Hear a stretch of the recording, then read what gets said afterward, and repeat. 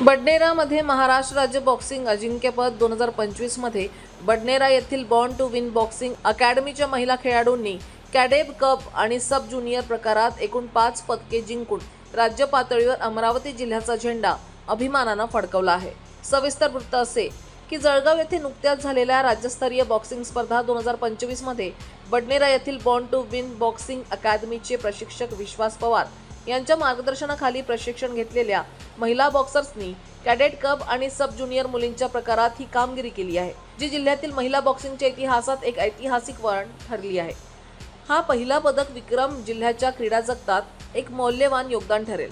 बडनेरासारख्या परिसरातील महिला बॉक्सरच्या अभूतपूर्व यशाबद्दल अमरावती जिल्ह्याचे पोलीस आयुक्त माननीय श्री अरविंद चावरिया साहेब यांनी यांचा सत्कार केला। यामध्ये सुवर्ण पदक विजेत्या शुभ्रा निलेश रेवतकर, एंजल मेश्राम, आराध्य सरोदे, रौप्य पदक विजेत्या शौर्य गोंडाने आणि कांस्य पदक विजेत्या आलिया बारसे यांचा समावेश आहे।